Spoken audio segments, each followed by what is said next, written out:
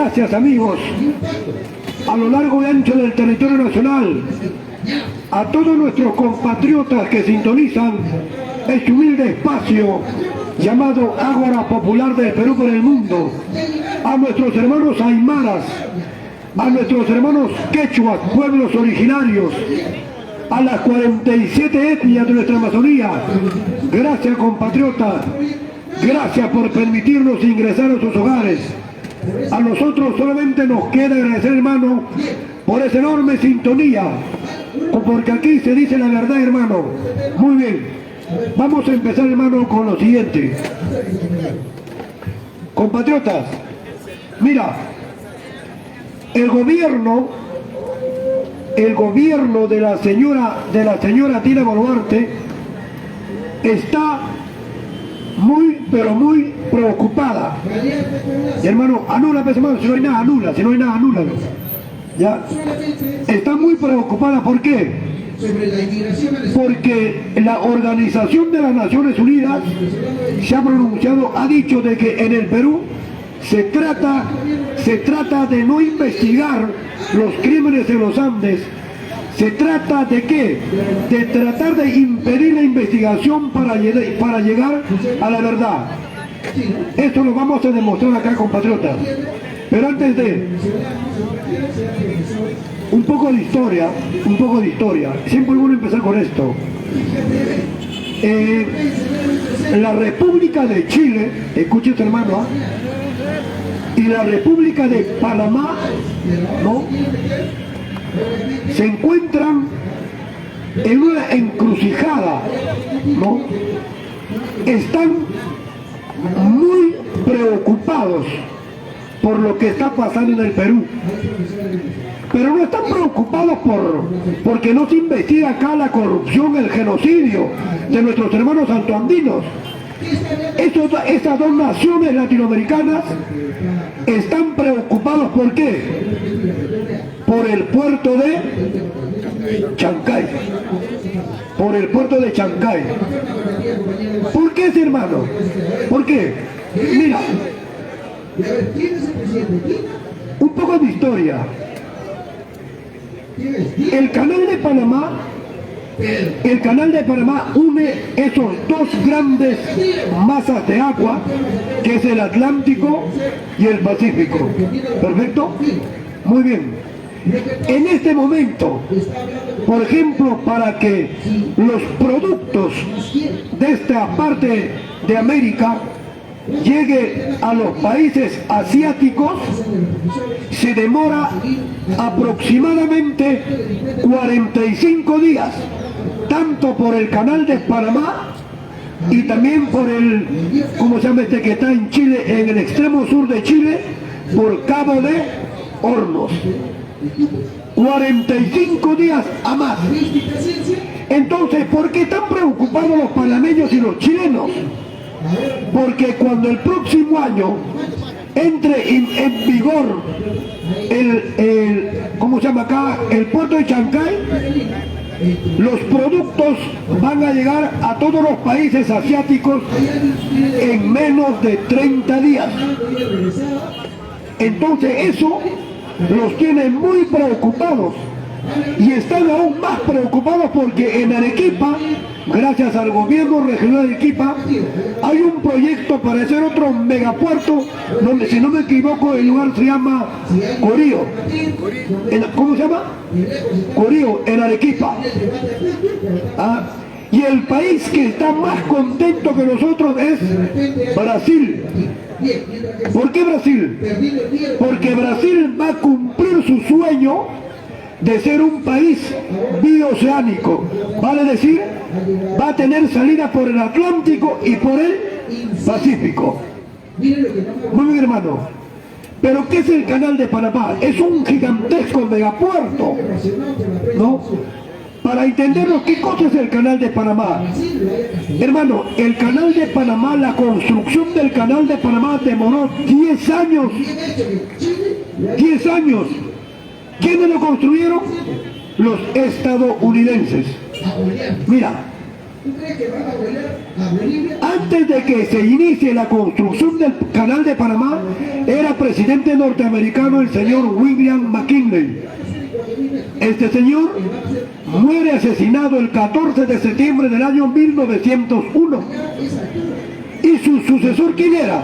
Teodoro Roosevelt. Teodoro Roosevelt era un tipo, un visionario. Él decía, ¿cómo podemos unir estas dos grandes masas de agua? Se refería al Atlántico y al Pacífico. Entonces dijo, tenemos que cortar el cerro de Panamá. Pero Panamá era provincia de la República de Colombia. Entonces este señor, aprovechando la guerra de los 1000 días en Colombia, ¿no?, por la imposición de la fuerza, como siempre lo han hecho, separó a Panamá de Colombia el 19 de octubre del año, el 19 de noviembre del año 1903. Quiere decir que el 19 de noviembre del año 1903, Estados Unidos separa a Panamá de Colombia. ¿Está claro? Al año siguiente, 1904, se da inicio a la construcción del canal de Panamá y se inaugura 10 años después, vale decir el 15 de agosto del año 1914. Un canal de 800 metros, kilómetros, 80 kilómetros de longitud. ¿No? Muy bien. Y ese canal, los panameños lo administraron por 86 años. Lo administraron por 86 años. Antes de que existiese el canal de Panamá, para que todo producto llegue a los Estados Unidos, tenía que entrar, hermano, por el, como dije antes, por el Cabo de Hornos o por el Estrecho de Magallanes. El Estrecho de Magallanes, ¿cuándo se descubre el Estrecho de Magallanes? Es un pequeño estrecho que une también las aguas del Pacífico con el Atlántico. Fue Magallanes, hermano, 28 de noviembre del año 1520, nos descubre ese estrecho que une dos grandes masas de agua. Por ahí era. ¿Y cuánto recorrido era? 15.000 kilómetros. Pero con el canal de Panamá se redujo, hermano, drásticamente a un 80% menos. Y ahora con la construcción del puerto de Chancay para llevar productos a todo Asia, ya no va a ser 45 días, sino menos de 30 días. Muy bien. Entonces, hermano, hay dos países que están preocupados. Vuelvo a repetir, ¿cuál es primero? Chile y Panamá. Estaba en la historia del canal de Panamá. Vuelvo a repetir, Estados Unidos administró por 86 años el canal de Panamá desde el 15 de agosto de 1914. ¿Y cómo así regresa al seno panameño? Por un general nacionalista, ¿cómo se llamaba? Omar Torrijos. Omar Torrijos. ¿Pero cómo así? Yo, hermano, a Omar Torrijos, Juan Velasco Alvarado y ese presidente nacionalista egipcio Nasser, que también nacionalizó el canal de Suez, ese tipo de gobernante necesitamos en el Perú. Omar Torrijos llegó por un golpe de Estado en Panamá. ¿A quién destituyó? Al señor Arnulfo Arias, que era un gobernante pro-norteamericano. ¿Cuándo lo destituyó? El 11 de octubre del año 1968. El golpe de Estado de Omar Torrijos contra el señor Arnulfo Arias. Muy bien. Entonces, cuando Omar Torrijos toma el control de la República de Panamá, se dio cuenta, pues, hermano, que por la administración del canal ingresaba ingentes recursos económicos y todo favorecía al imperio norteamericano. Entonces este señor Omar Torrijos, ¿qué hizo? Cuando Jimmy Carter llega a la presidencia norteamericana, lo presionó constantemente lo presionó, hasta que Jimmy Carter acepta firmar un tratado que se llama Torrijos-Carter, que se firmó en la Casa Blanca el 7 de septiembre del año 1977. En ese tratado dice: Estados Unidos administrará el Canal de Panamá hasta el 30 de diciembre del año 1999. Lógicamente, un año después recién, Panamá recuperó la administración de ese canal. Pero lo recuperó gracias a un general nacionalista, Omar Torrijos. Pero Omar Torrijos, ¿qué quería hacer? Quería ampliar el canal de Panamá.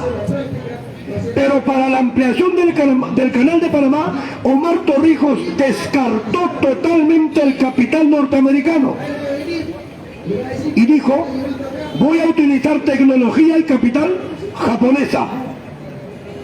Carazo error.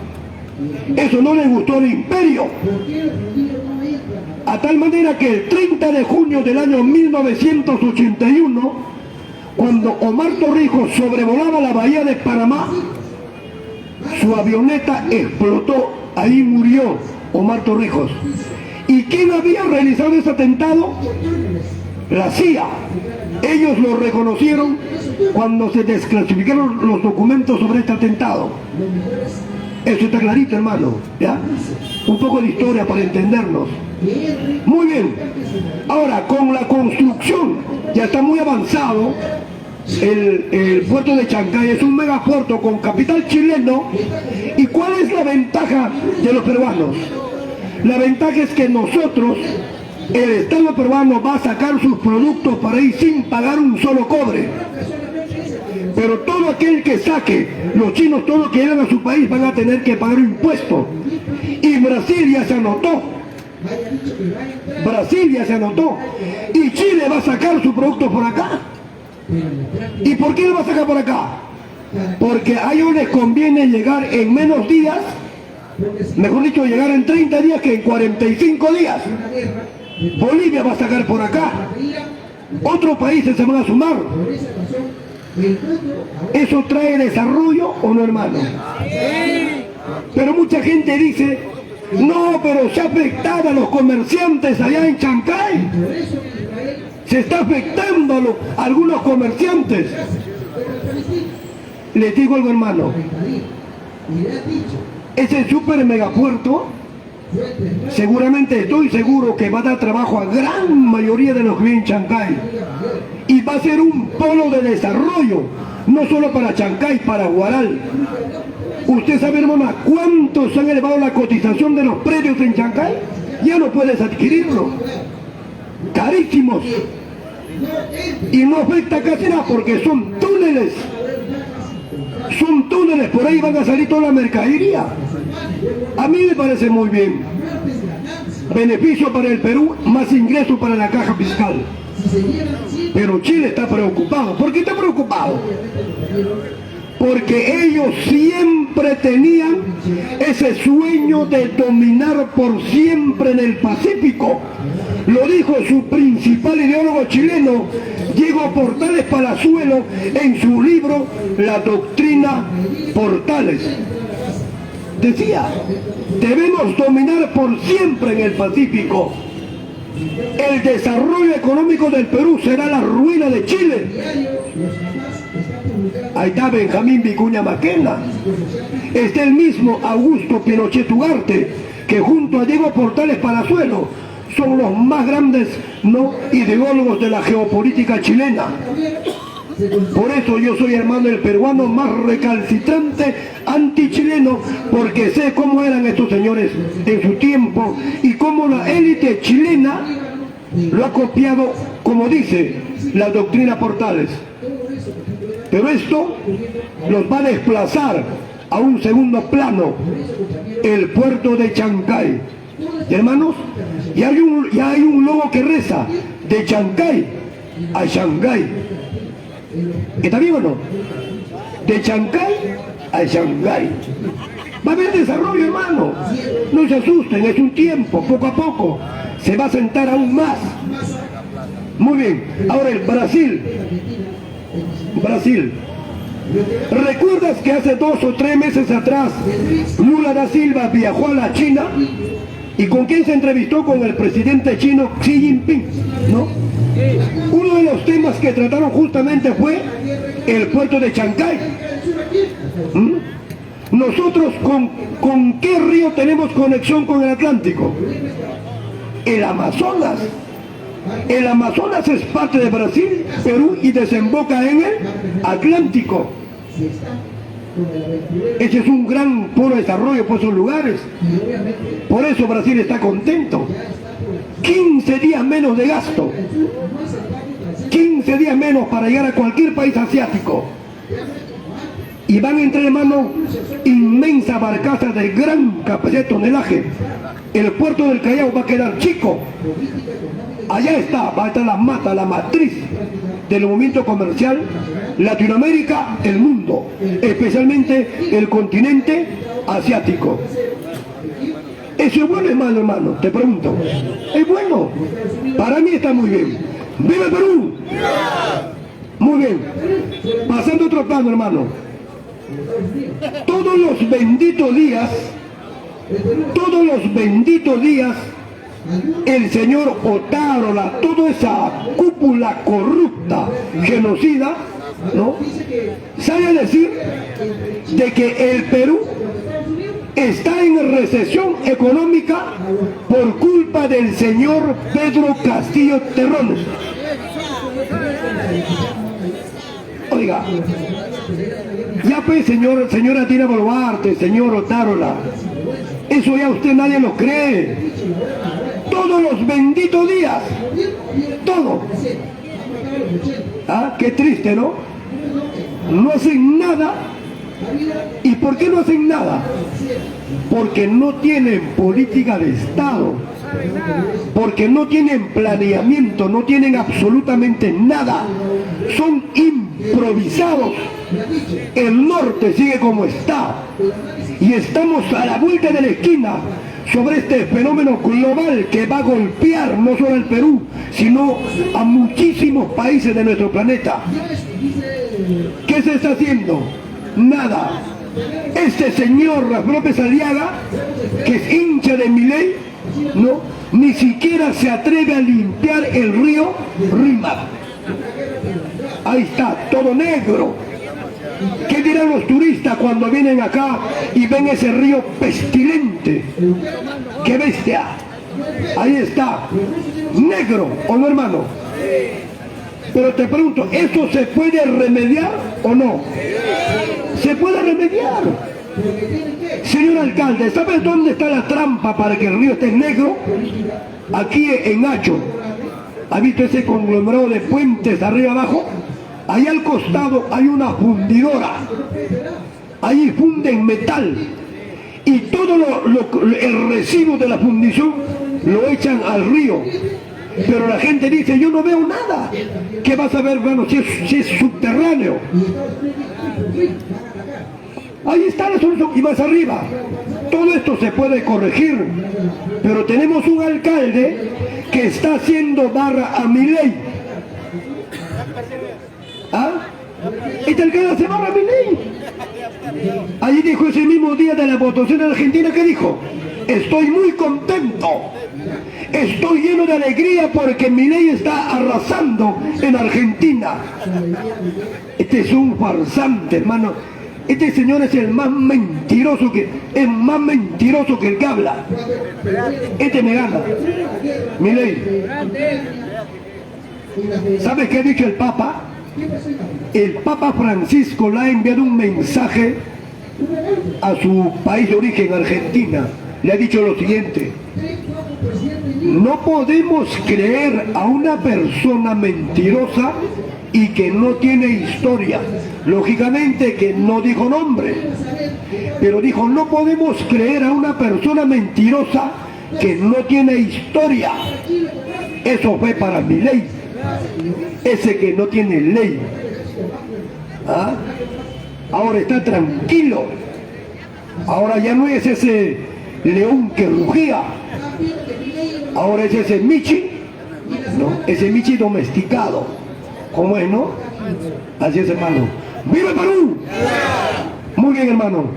Vamos a tocar brevemente también lo que está pasando con el señor César Hildebrand, un periodista que defiende a rajatabla la libertad de expresión. Mire, hermano, el gobierno está utilizando a la DININCRI, a la Dirección Nacional de Investigación Criminal, está utilizando al ministro del Interior. ¿Para qué?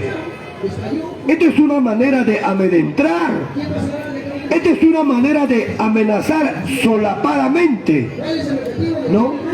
Le están enviando ciertos documentos al señor César Hildebrand, con quien yo, Augusto de Conga, me solidarizo porque es un periodista a carta cabal, porque este señor renunció a Panamericana de Televisión cuando le quisieron imponer un guión. Este señor renunció en vivo, ¿recuerdan o no? Ya. ¿Por qué? Porque le querían imponer un editorial y él me dijo, no, a mí no me voy a imponer porque yo no quiero ser así. Yo soy libre, yo puedo decir lo que quiero. Y renunció en vivo. Hoy le están amenazando. ¿Por qué lo amenazan?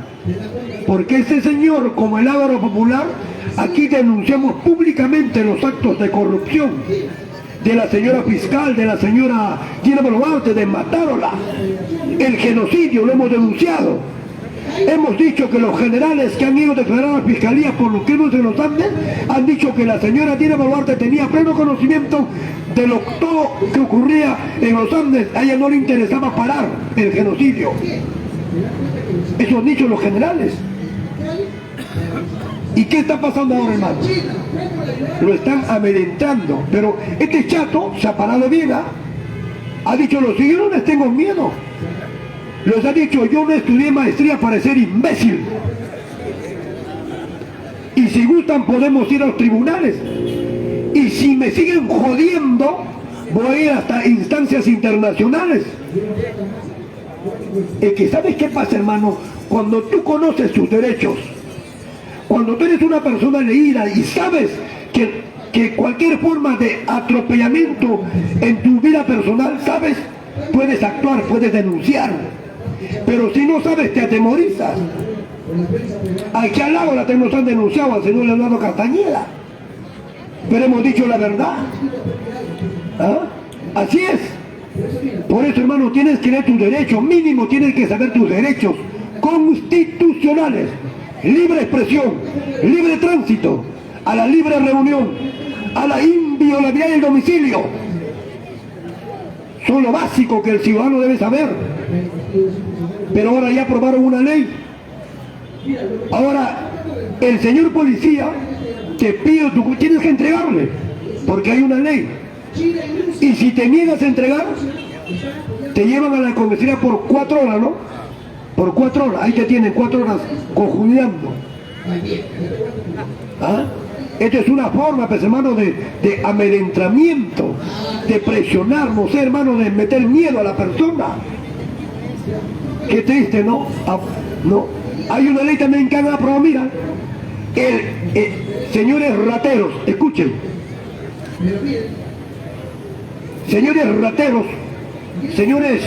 rateros baratos, ya no roben celulares. ¿Sabe por qué, amigos? Porque si le agarran robando un celular, te vas a ir 30 años a la cárcel. Trabaja un mes, te compras un celular de última gama. Ya no robes. Señores rateros, por favor, ya no robes. ¿O no, hermano? Den un consejo. 30 años de cárcel por un celular. 30 años para el que roba un celular. Pero para el que le roba millones de soles al Estado peruano, 4 años pena suspendida de libertad. ¡Qué bestia!, ¿no? ¡Qué bestia! Claro, pues, hermano, esos funcionarios, esos congresistas no van a robar celulares. No van a robar celulares, pero le roban al Estado por millones. Para ellos no hay 30 años. Para ellos 4 años, pena suspendida. ¿Eso qué significa? Que van mensualmente a firmar y siguen robando. Qué triste, ¿no? siguen robando. Para el que no puede defenderse, 30 años. Para el que roba un pato, 30 años. Pero para el que desfalca el Estado, 4 años, suspendido. ¡Qué bestia! ¿Qué tal despachatez, hermano? ¿Qué tal despachatez jurídica de estos señores? Bueno, pero ahí estamos. Bueno, vamos, hermano, mira. Entonces, hermano, en este momento el señor César Gibran está siendo constantemente amedrentado por este gobierno, por el solo hecho de haber dicho la verdad, de haber denunciado la verdad, de que este gobierno es genocida, es corrupto, y de que los responsables directos e indirectos de los crímenes en los Andes es el señor Matárola y la señora Dina Boluarte. Punto. Eso no le gustó.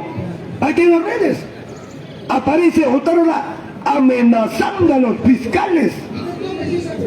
¿O quién cree este señor? Amenazando a los fiscales para que no le investiguen. Miren, hermanos, en el fondo, ¿sabes qué buscan? Paralizar las investigaciones del genocidio andino. Y para esto se presta la señora fiscal de la Nación, la señora Patricia Benavides Vargas. Para eso se presta. Por eso este periódico dice lo siguiente: lentitud en investigación fiscal por crímenes en las protestas. No es lentitud, no están investigando absolutamente nada. No lo están haciendo. ¿Por qué? Porque saben que si investigan ya de veras van a encontrar responsabilidad en la señora Dina Boluarte y en el señor Otárola. Por eso estos señores tratan de todas maneras de obstaculizar su propia investigación. No quieren que se esclarezca esto. Ellos quieren que pase el tiempo y piensan que el pueblo va a olvidar y buscar su archivamiento definitivo. Graso error, hermano. No se darán cuenta, hermano, que los delitos por lesa humanidad, los delitos de genocidio, de exterminio, no prescriben y es sancionado en cualquier país del mundo. Y la señora fiscal de la Nación, la señora Patricia Benavides, puede ser tranquilamente comprendida en ese hecho, porque no le interesa investigar, no le interesa llegar a la verdad. ¿Por qué? Porque está protegiendo a genocidas, a corruptos. Esta señora fiscal, tenemos una fiscal que nos cuesta muchísimo. Esta señora, hermano, ¿sabe cuántas veces ha salido del país? 20 veces ha salido. 20 veces al extranjero. ¿Y por qué los medios de prensa nunca denunciaron? Porque esta señora decía: primero me voy y regreso, y recién publican en el Diario Oficial Peruano. Se iba asolapadamente. Hermanos, hay un estudio donde dice que esta señora diario gasta 5.000 soles, la plata de todos los peruanos. Esta fiscal, esta carajo que en sus años mozos comía cancha como yo rico. ¿Quién come cancha con queso? Así comía esta señora. ¿Ah? Comía tocos y esta es huancabelicana. Es huancabelicana. Pero ya no se acuerda de su pueblo huancabelica. ¿Qué se va a acordar? Si una vez fue a Bauclés, lo botaron a patadas en Huancavelica. Qué triste, ¿no? Hoy ya no. Hoy gasta 5.000 soles diarios. O sea que mantener esta fiscal bamba, esta fiscal corrupta, cuya familia está ligada al narcotráfico, nos cuesta a nosotros los peruanos 5.000 soles diarios. ¿Ah? ¿Y el trabajador? 1.025. O sea, ¿cuánto tiene que gastar diario? ¿Cuánto? ¿30 soles? O sea que con 30 soles vas a tomar desayuno, vas a almorzar, vas a cenar, para tu pasaje, para tu agua, luz, todo. Con 30 soles diarios. Y esta señora, 5.000 soles diarios se gasta. Esta señora fiscal, Patricia Benavides. Compatriotas, el mundo se ha dado cuenta, hermano, que este gobierno es corrupto. ¿Ah? El único que le para balón a la señora Dina Boluarte es el presidente norteamericano Joe Biden. Yo lo ha invitado para la nueva cumbre de las Américas en Washington, D.C. ¿Para qué? Para que la señora Dina Boluarte pueda disertar, dice, sobre libertad y democracia. ¿Esta señora sabrá qué es democracia? ¿O sabrá dónde nace esa palabreja llamada democracia? ¿Sabrá lo que es el concepto de libertad? ¿Y va a disertar sobre democracia y libertad? Es igual que la señora Keiko Fujimori. Se quería ir a España, Alemania, Europa para dar conferencias sobre corrupción. Sobre corrupción. ¿Ah? ¿Se dan cuenta, hermano? Allá. Otra cosa, hermanos argentinos. Antes que se me vaya, señores, hermanos argentinos, ¿saben por qué, hermano? Porque de alguna u otra manera nosotros tenemos un lazo con la hermana República de Argentina, ¿no? Desde que nosotros, carajo, en la guerra de las Malvinas, el Estado peruano le apoyó con todo, con aviones, con misiles, con pilotos. Y fueron nuestros pilotos con los Mirage que hundieron ese destructor, el Chip, no sé si ¿recuerdan? Ahí nosotros fuimos. ¿Ah? Esto lo voy a repetir todos los días hasta la segunda balota entre Milei y Massa. Hermanos argentinos, este señor Milei ha tenido reunión con los integrantes del partido de la ultraderecha en España, el partido Vox, VOX, el partido Vox. ¿Recuerdan este partido cuando la señora María del Carmen Alba viajó a España? ¿Y qué le pidió ese partido ultraderecha? Le dijo: quiero que hagan un pronunciamiento diciendo de que el Perú ha sido tomado por asalto por comunistas y terroristas. Esta señora María del Carmen Alba. Y este señor Milei ha tenido encuentros previos a la primera votación con los diputados de España del partido Vox, recontra ultraderecha, que también son parte de la Agenda 20. ¿Eso es cierto, hermano? Eso es cierto.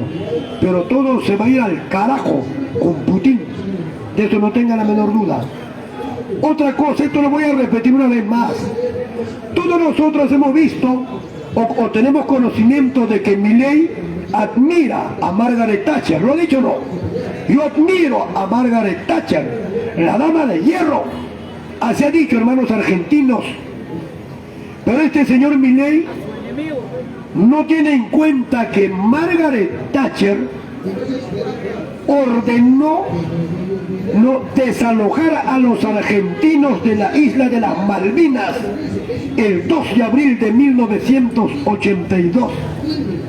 Más de 700 soldados fallecieron por las armas británicas que ordenó la señora Margaret Thatcher, la dama de hierro, a quien este pseudo postulante a la presidencia de Argentina lo admira. ¿Ah? Y dice que va a dolarizar la Argentina, ¿no? Pero este no recuerda de que los norteamericanos, una potencia apoyada por una superpotencia en la guerra de Malvinas. Señores argentinos, los chilenos también apoyaron a los ingleses. Los chilenos apoyaron a los ingleses con pertrechos de guerra, con logística y sus puertos, aeropuertos de alimentación. Eso está comprobado. Y en ese entonces, ¿por qué no se puso en ejecución el TIAR? Tratado Interamericano de Ayuda Recíproca. ¿Qué dice? Que cuando un país americano es atacado por un país exógeno, todos los países van y le hacen la guerra. ¿Y por qué no se hizo en caso de Inglaterra? ¿Ah? O sea que aquí se aplican los tratados cuando solamente favorece a los que dominan el mundo. Pero cuando debe de favorecer a un país, ¿cómo lo llaman? tercermundista, subdesarrollado. Hoy nos llaman países en vías de desarrollo. ¿Por qué nos llaman tercermundista? ¿Por qué no dicen subdesarrollados? Nos están diciendo subhumanos. Tercer mundo. ¿Ah? Pero de estos países mal llamados tercer mundo, carajo, se llevan todos los recursos naturales para engrandecer su país. Con los recursos de los mal llamados países del tercer mundo, los que se autodenominan primer mundo, han generado miles de industrias con los recursos naturales mal llamados países del tercer mundo, y sus miles de industrias han generado millones de puestos de trabajo con nuestros recursos naturales. Y nosotros, mal llamado tercer mundo subdesarrollado, ¿qué somos? Por eso nos llaman tercer mundo subdesarrollado. Pero hoy se están puliendo países en vías de crecimiento o países emergentes, pero igual siguen robándose nuestros recursos. Esos son las potencias, hermano. Aquí nada más en el Perú, perdón, aquí en Latinoamérica, Estados Unidos invadió Honduras, Guam, invadió Hawái, se quedó con Filipinas, Puerto Rico, invadió México, invadió Panamá, invadió Nicaragua. Aquí nada más en este subcontinente. Si hablamos a nivel planetario, la lista es larguísima. Por eso, hermanos, ¿por qué hacen esto? ¿Por qué? Porque no sabemos defendernos o porque no sabemos lo que tenemos. ¡Viva el Perú! Por eso, compatriotas, para no salir del tema, hermano, acá está, dice: lentitud en investigación fiscal por crímenes en las protestas. No quiere investigar, no quiere llegar a la verdad. ¿Por qué? Porque están protegiendo a la señora Dina Boluarte y al señor Otárola. Hermanos, ¿quién va a entrar? Si hay tiempo, hermano, vamos a darse una segunda vuelta, hermano, ¿cómo para qué? Para hablar un poco de historia. Ya, 5 minutos. ¡Viva el Perú! 5 por 5, ¿cuántos son? 25. Ya. Mire, hermanos, vuelvo a repetir, hermano, estamos en un momento crítico en estos momentos. Y habló el ministro de Economía y Finanzas, que ha dicho: el Perú está en recesión. ¿Qué es eso? Bajo crecimiento. ¿Cómo se refleja? La gente ya no compra, la gente ya no invierte, la gente reduce, no ahorra más. ¿Para qué? Para alimentos. En eso ya no hay más compra, la gente ya no va mucho a los mercados, los precios suben y no hay venta. Todo eso, ¿quién no tiene la culpa? Según estos grupos de poder que nos gobiernan, ¿quién tiene la culpa? Pedro Castillo, Terrones. Ese es un pensamiento infeliz. Ese es un pensamiento de un mediocre. Ese es un pensamiento de una persona que no sabe absolutamente nada. ¿Sabes cuáles son las consecuencias que estamos viviendo, hermano, en este momento? ¿Por qué hay recesión en el Perú? ¿Cuál fue el primero? COVID-19. Esa enfermedad golpeó a todo el planeta. Ese es el primero, COVID-19. No había producción de bienes y servicios, no había. Se estancó todo, se paralizó todo. La economía se paralizó, no solo en el mundo. ¿Cuál fue el segundo impacto fuerte? La guerra entre Rusia y Ucrania. Recuerdan que en plena guerra el petróleo subió. ¿Qué nos decían? No, eso sube por la ineptitud de Castillo, porque es un incapaz, porque es un profesor rural, porque es un profesor que no sabe dónde está parado. Eso decía la prensa. Pero yo siempre decía en la plaza: ya, el petróleo sube porque los norteamericanos bloquearon todo comercio de cualquier país con Rusia. Lo mismo del gas, lo mismo de los granos rusos y ucranianos, lo mismo. Pero el petróleo es básico. ¿Por qué? Porque el petróleo mueve al mundo, el petróleo mueve las industrias, el petróleo es una palanca para encaminar al mundo, ¿o no? Esos dos factores hasta ahorita. Y se viene otra crisis más grave. ¿Cuál es? La consecuencia que está pasando en Medio Oriente. Y hay otro que le temen sacar la espalda. El fenómeno global. Claro, ellos le echan la culpa a Pedro Castillo porque no han hecho ni michi para prevenir el fenómeno que está cerca. ¿Cuál es más fácil? Échale la culpa. Ya está más de un año, en el programa. Más de un año siguen echando la culpa. Va a pasar 20 años, van a seguir echando la culpa. Lo único que dicen es que Pedro Castillo financió a los revoltosos y que detrás de los revoltosos está el grupo Hamas, Hezbollah, ISIS, Al Qaeda. ¿Quién hizo esto? Lo ha dicho, ¿quién lo ha dicho? El coronel que trabaja en la Dirección contra el Terrorismo, el señor Max Aguamán. Es un guamán. Hermano, eso es lo que pasa. Así dijo.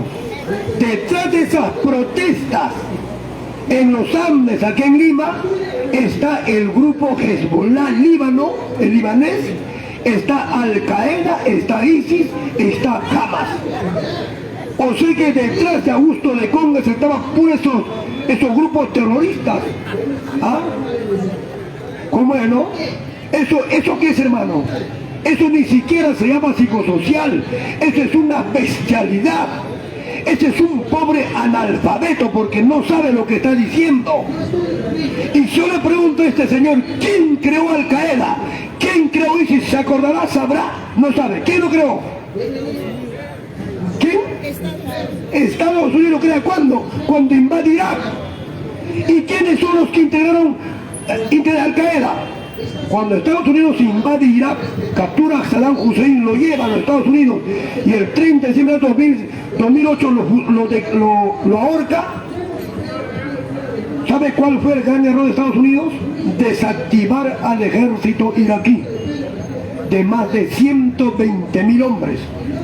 Y esa gente preparada para la guerra, se resintió con Estados Unidos y crearon ese grupo Al Qaeda, ese grupo ISIS, ese mismo grupo que los americanos los expulsó de Afganistán. ¿Ya? Ellos lo crearon. Ellos crearon los contras, ¿o no? Irán contras de este coronel Oliver North. ¿Quién ha leído el libro de este señor? ¡Viva el Perú! ¿Quién entrar? Gracias, hermano, muchas gracias. Un aplauso por todos, hermano, muchas gracias, muchas gracias. Gracias, hermano. Si hay tiempo voy a regresar, hermano, ya.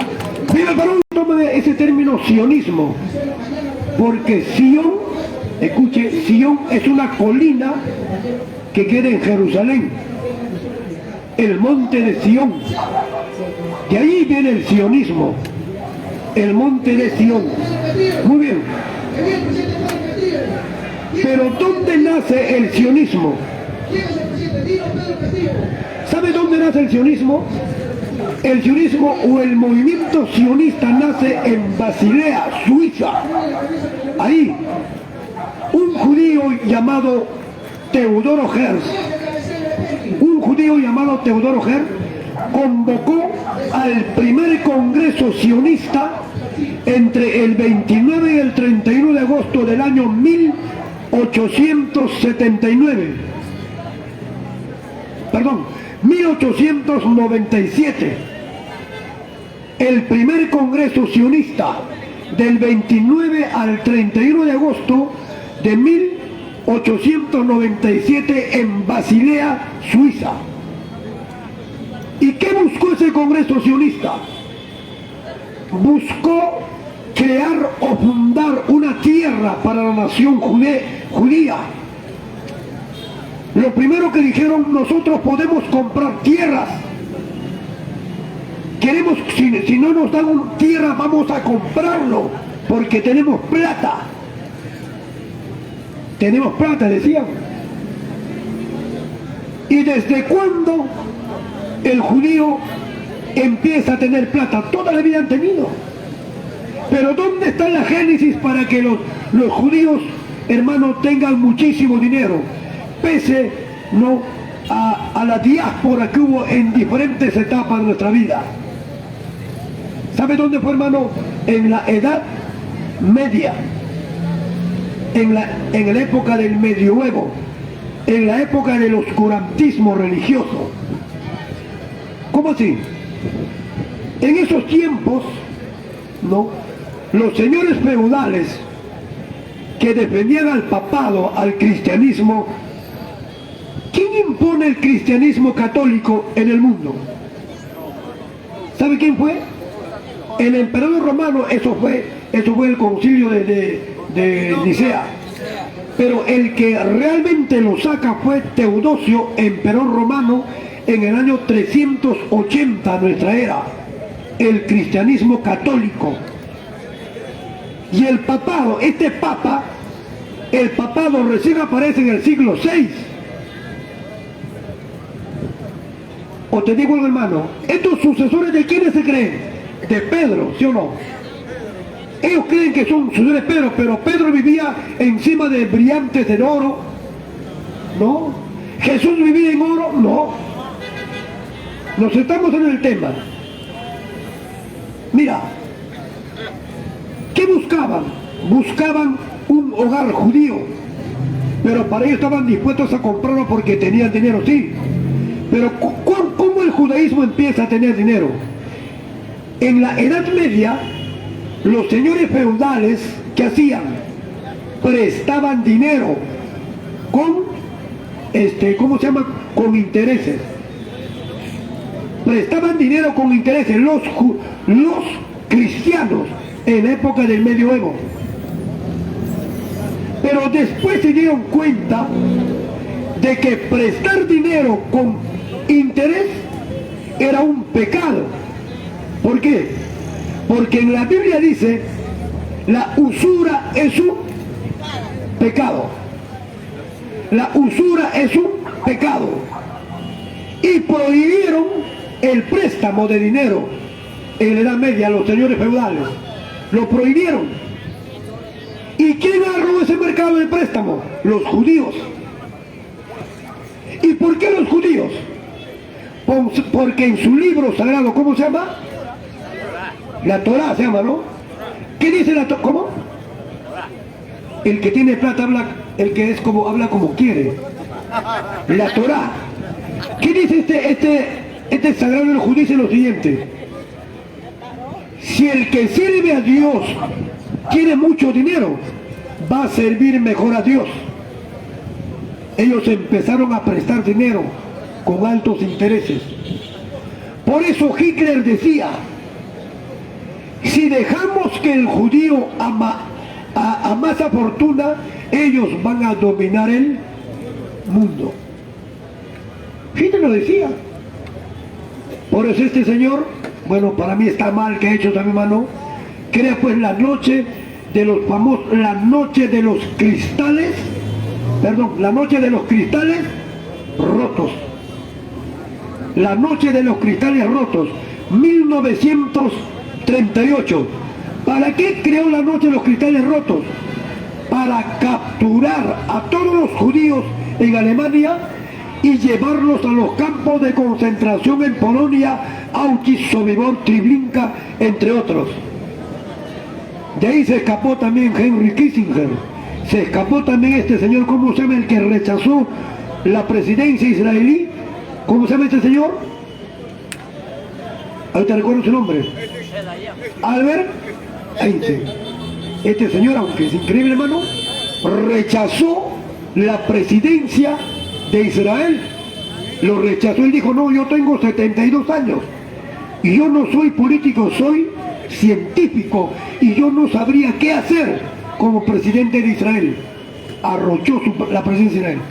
Albert Einstein. Entonces, hermano, de esa forma nacen los judíos, amasando fortuna. La familia más poderosa del judío se llama los Rothschild. Rothschild, ¿qué significa? Escudo rojo. Y ese es un apellido adoptado. Es un apellido adoptado. El escudo rojo. Muy bien. Ahora trasladémonos, hermano, al Israel moderno.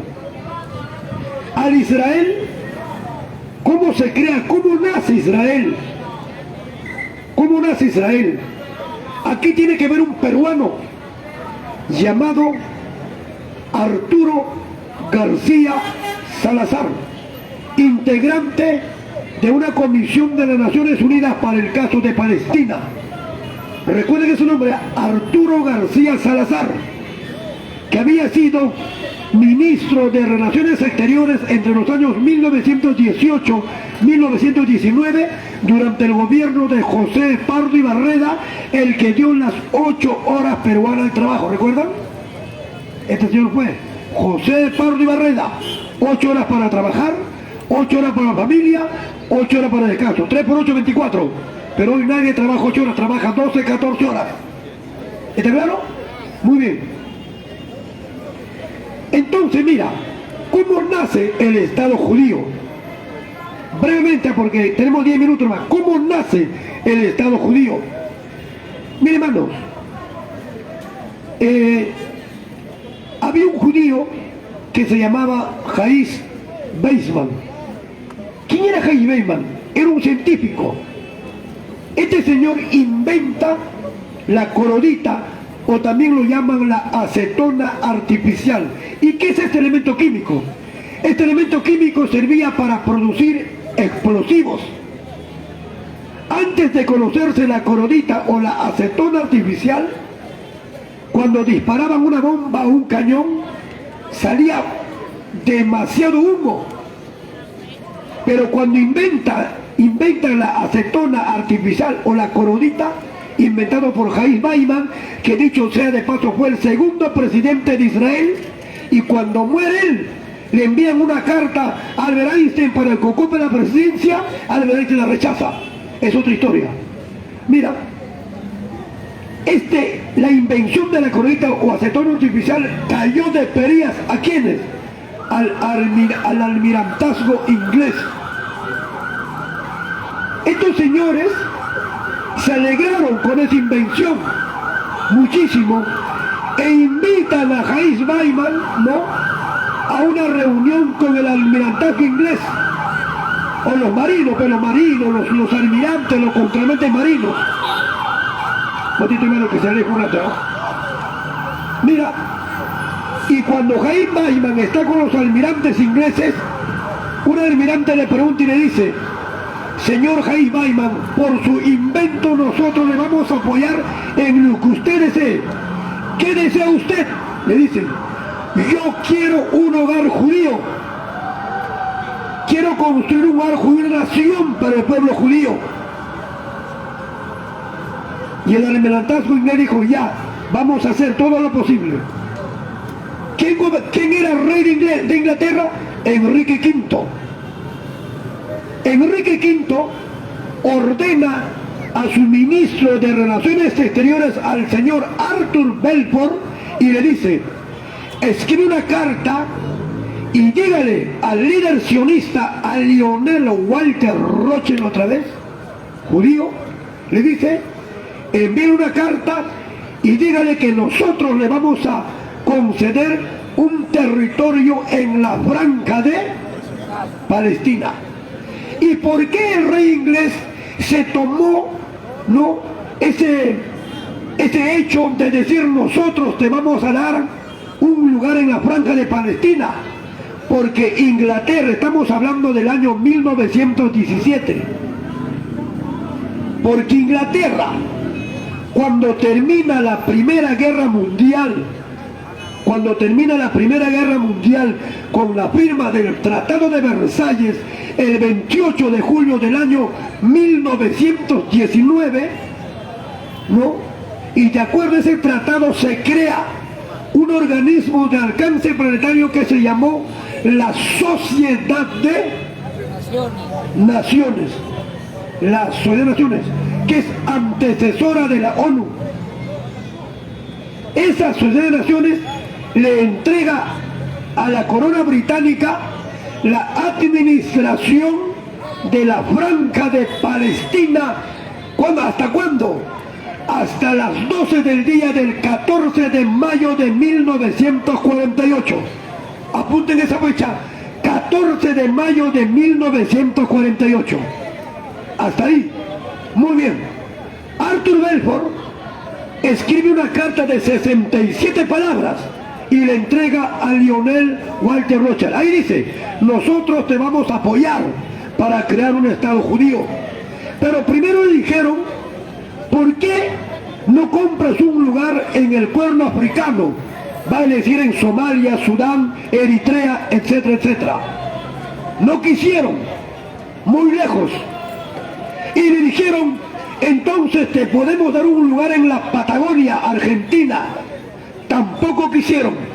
¿Y dónde quiere?, le preguntaron. Queremos en Palestina, porque es la tierra de nuestros ancestros. Hoy sabemos que no fue así. O por lo menos hay un debate que realmente quién fue o quiénes poblaron por primera vez Canaán. Ese lugar se llamaba Canaán. Cuando Moisés libera a Israel de Egipto después de 400 años de esclavitud, cruza el mar. ¿Qué mar? ¿Y a dónde llegan? A Canaán. Ahí. Pero esa tierra ya estaba habitada, ¿o no, cura? Este cura sabe. Ya estaba habitada esa tierra. Los filis. ¿Con quién se enfrentó David? Con Goliat. Y Goliat era filisteo. David, el rey David, dice, ¿no? Pero el rey David también fue un pendavis. Hermano, la historia es historia. No puedes negarlo. Negar es ser cobarde, hermano, lo voy a decir. Upaya Shimi, cura, Upaya Shimi, después va a hacer tu misa. Mira, el rey David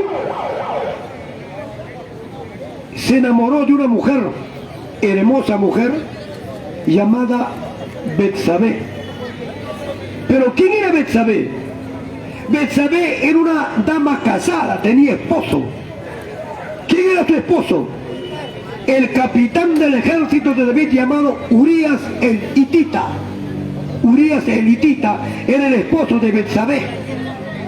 Y este David le veía cuando se bañaba y se enamoró de ella. Es verdad. ¿Y qué hizo para deshacerse del esposo de Betsabé? Lo envió a la guerra, ahí murió el capitán Urías de Hitita. Y cuando se entera que muere este señor, se casa con Betsabé. Y producto de Betsabé nace el rey Salomón. ¿Alguien tiene alguna duda? Y este rey Salomón fue el que construyó el primer templo en Jerusalén. ¿Y para qué construyó el primer templo? Para guardar el arca de la Santa Alianza en un cofre. ¿Y qué era el arca de la Santa Alianza? Los 10 mandamientos que Jehová le entregó a Moisés. ¿O no, cura? Te cura medio rebelde, carajo. ¿Ah? ¿Está claro? Mira, volvamos a la creación del Estado de Israel. Entonces, cuando le entrega la carta a Lionel Walter Rothschild, Arthur Balfour a Lionel Walter Rothschild, el 2 de noviembre del año 1917. Ahí estaba escrito: debes tener un hogar judío en la franja de Palestina. Pero ahí se apaga todo. Pero escuchen esto, 30 años después, un 29 de noviembre del año 1947, se lleva a cabo en el seno de la Organización de las Naciones Unidas una asamblea, ¿no?, para debatir si se le debería de considerar un hogar judío en Palestina. ¿Quién hizo esta recomendación para partir Palestina en dos, en un hogar judío y uno palestino árabe? Un peruano. ¿Cómo se llama? Arturo García Salazar. ¿Y quién es este peruano? Integraba el alto comisionado de las Naciones Unidas para el caso de Palestina. Él recomienda. Esa recomendación de este peruano fue debatido en el seno de la Asamblea el 29 de noviembre de 1947. Esa asamblea aprueba una resolución número 181. Y en la resolución 181 dice: se aprueba la recomendación para partir Palestina en dos y crear un Estado judío y un Estado árabe palestino. ¿Está claro? Estamos hablando del Estado de Israel moderno. Antes dije, cuando se cumplía el mandato británico de Inglaterra sobre la franja de Palestina, a las 12 del día del 14 de mayo de 1948. Ahí aparece David Ben Gurión. ¿Quién es este señor? Un sionista, un nacionalista que quería también un Estado para su nación. Este señor, vuelvo a repetir, el mandato británico terminaba a las 12 del día del 14 de mayo de 1948. 4 horas más tarde, vale decir a las 4 de la tarde de ese mismo día, David Ben Gurión proclama la creación del Estado de Israel. Y lo reconocieron inmediatamente Inglaterra, Francia y los Estados Unidos, y se vino la guerra. Y se vino la guerra con Jordania, con Siria. ¿Ah? Así se cree el Estado de Israel. Pero ¿qué decía la resolución de la ONU? Decía que la capital de Israel es Tel Aviv. Es Tel Aviv. ¿Y qué decía el documento que le entrega Arthur Balfour a Lionel Walter Rothschild el 2 de noviembre del año 1900? Decía: te vamos a dar un Estado libre en la franja de Palestina, pero tienes que respetar los usos y costumbres y el territorio del pueblo palestino árabe. Ahí está. Pero Israel respetó, no respetó. Y de ahí, hermano, ha sido una constante guerra. La guerra de los 6 días, del 5 al 10 de junio de 1967. Ha sido un constante hostigamiento ahí, hasta hoy en día. ¿Ah? Ya se aprobó. Esta semana o en pocos días Israel va a invadir la franja de Gaza. ¿Sabes cuál ha sido una de las caídas bruscas también de este señor Milei argentino? Ustedes lo han escuchado seguramente. Él dijo: si yo llego a ser presidente de Argentina, voy a trasladar la embajada argentina que está en Tel Aviv a Jerusalén. ¿Ah? Él admira a Netanyahu. ¿Se dan cuenta, hermano? Por eso Milei ha entrado en un franco declive. Hoy está pidiendo a la gente de Macri que lo apoye en la próxima balota que va a haber. ¿Cuándo es? Pero parece que la suerte de este señor Milei, un tipo muy locuaz, muy emotivo, un tipo, no sé, hermano, muy ardoroso en sus expresiones, hoy ya no hace eso. Hoy está haciendo miau. El león se convirtió en gatito, en Michi. ¿Ah? Eso también le ha restado votos. Muchísimos le ha restado esto. Es decir, de que si yo iba a ser presidente, la embajada de Argentina que está en Tel Aviv, lo voy a llevar ¿a dónde? A Jerusalén. Otro voto que lo ha restado tremendamente. ¿Cuál ha sido? Yo admiro a Margaret Thatcher. El pueblo argentino sabe muy bien que Margaret Thatcher fue el que ordenó desalojar a sus fuerzas armadas de Argentina de las Malvinas del 2 de abril al 14 de junio de 1982. Más de 700 soldados argentinos muertos. Y Milei admira a Margaret Thatcher. Y Milei quiere dolarizar a Argentina, un país que apoyó a Inglaterra durante la guerra de Malvinas. Argentina, no te olviden que Chile también apoyó a Inglaterra con sus puertos, sus aeropuertos, sus pertrechos y alimentos. Eso está comprobado. El único país que sacó cara por Argentina, ¿qué país fue? El Perú. Y encima, Carlos Saúl Menem nos metió un puñal por la espalda en la guerra con el Ecuador cuando le vendió armamento al Ecuador. ¿Eso está claro? ¿Eso está comprobado o no? ¿Ya ves, hermanos? Por eso Milei está recontra preocupado, hermano. Para terminar con Israel, ¿qué dice Apocalipsis? Acá, ¿por qué toco este tema? Por esto. Por este libro. Una persona me regaló, me dijo, léelo, estúdialo, analízalo. Los protocolos de los sabios ancianos de Sión. Sión era un monte en Jerusalén. El sionismo nace, hermano, vuelvo a repetir, en Basilea, Suiza, con Teodoro Herzl, cuando este señor convoca al primer congreso sionista entre el 29 y el 31 de agosto de 1897. Este libro, he leído un libro, es igualito, solamente cambia de título. ¡Viva el Perú! ¡Viva! Para terminar, hermano, ¿alguna pregunta hasta acá?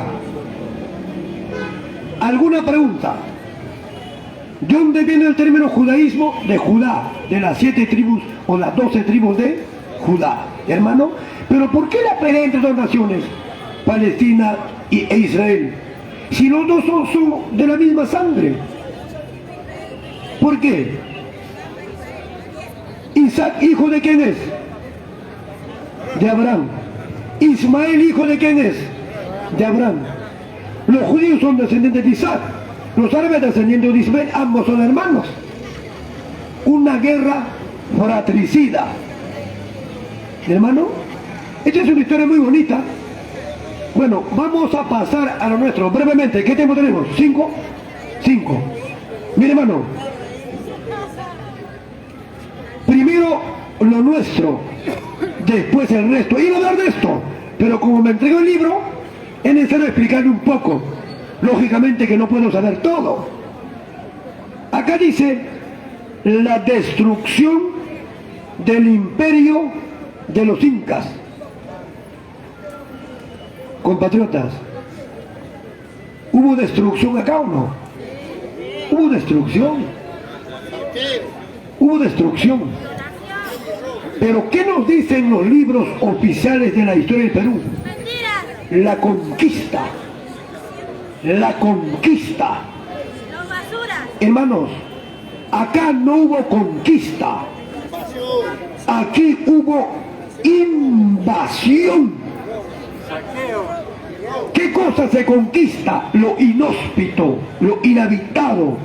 La conquista de la luna, 29 de abril del año 1969. La conquista de la cima del Everest por un peruano, Augusto Ortega Pacheco, 1985. Eso es conquista. Aquí hubo invasión. Invasión para robarnos, para saquear, para desnaturalizar a nuestros hermanos nativos. ¿Por qué dice acá la destrucción del... Pues mira, hermano, en el centro del Cusco, con esto terminamos, hermano, en el centro del Cusco existía un templo conocido como el templo de Coricancha. Era un templo donde se adoraba al sol. En la puerta de este templo había una figura inmensa del sol con rostro humano. Todas las paredes estaban contraplacados de oro y plata. El templo del Coricancha. Y llegaron estos acéfalos bastardos peninsulares. ¿Qué hicieron? Destruyeron ese templo. Se robaron el oro y la plata, y se robaron y saquearon el templo. ¿Quién fue ese español? Mancio Sierra de Leguízamo, 1542. Y cuando lo destruyeron totalmente, lo pasaron a esa congregación religiosa, los dominicos. ¿Y qué hicieron los dominicos? Construyeron el convento de Santo Domingo. O sea que Cuando tú te vas al Cusco y visitas el centro histórico del Cusco, y cuando el guía turístico te dice, este es el convento de Santo Domingo que construyeron los españoles, sí, tú dices, es hermoso, mira qué lindo, tómate foto, qué lindo. Pero lo que no te dice el guía de turistas es que de ese templo Santo Domingo fue construido sobre los muros del Coricancha. ¿Eso es verdad? Lo construyeron sobre los muros de Coricancha, destruyeron el Coricancha. Mucha gente dirá, pero este viejo miente. Si hubiese sido así, ¿por qué no destruyeron Machu Picchu? ¿Sabe por qué los españoles no destruyeron Machu Picchu? Porque nunca supieron de su existencia, porque la sabia naturaleza lo cubrió de vegetación. Y si no hubiese sido así, hoy en la cima de Machu Picchu estaría, hermano, una iglesia. Y para construir su iglesia habría sido primero destruir ese centro cultural incaico. Eso es cierto. ¿Qué nos dice más? Que Machu Picchu fue descubierto por el arqueólogo norteamericano Iron Birman. Es cierto, a medias verdades. Pero el que verdaderamente descubrió Machu Picchu fue el cusqueño Agustín Lizárraga, 14 de abril del año 1902, 9 años antes de este señor. Pero cayó a las turbulentas aguas del Urubamba y desapareció. El que lo continuó, ¿quién fue? Iron Birman. Supongamos que fuera así. Ahí está la historia, no miento. Pero lo que no te dicen los libros de historia es de que Iron Birman saqueó Machu Picchu. Lo saqueó. Se llevó 50.000 piezas de cerámica inca. Se llevó 5.000 objetos de oro inca. ¿Y dónde están toda esa riqueza cultural incaica? En la Universidad de Yale. Y se lo llevó por 100 años. 1911. El 2011 se cumplía 100 años. ¿Qué ha devuelto? ¿Quién lo autorizó? Uno de los más grandes multiplicidadores de nuestro territorio, Augusto Bernardino Leguía. Tenemos un ministro de Cultura. Tenemos una ministra de Relaciones Exteriores. ¿Qué hacen? Absolutamente nada. ¿Y por qué no hacen nada? Porque simple y llanamente no conocen la historia. Conocen la historia tergiversada. Eso es lo que conocen, pero no la historia. Yo te cuento otra historia, por ejemplo, como el libro de Guamán Poma de Ayala. O te cuento cómo los chilenos saquearon la biblioteca, te pones a llorar. Hermano, escrito está acá. Aquí está, hermano. ¿Sabe cuánto está? 2 soles. ¿Quién dice yo? Acá está resumido, hermano. 2 soles, hermano. Ahí está. Ahí, hermano, está pasando, están 2 soles, hermano. Dice, acá te explican detalladamente. ¿Quién le escribe, este hermano? Juan José Vega Bello. Juan José Vega Bello, hermano, ya. Aquí está. Allá, leo allá. ¿Ya, compatriotas? Hasta que despache todos, mire, hermanos. Yo siempre he dicho acá, y lo voy a repetir, si yo tuviera poder en este país, hermano, al día siguiente, ¿sabes qué haría? Firmaría un decreto de urgencia creando el Instituto Nacional de Revisionismo Histórico. Lo haría. Porque esto es una forma de recuperar nuestra identidad. ¿Sabes cuál es la desgracia del peruano, hermano? La desgracia del peruano es no ser nacionalista. ¿Y qué es ser nacionalista? Primero lo nuestro, después el resto. Y yo soy nacionalista.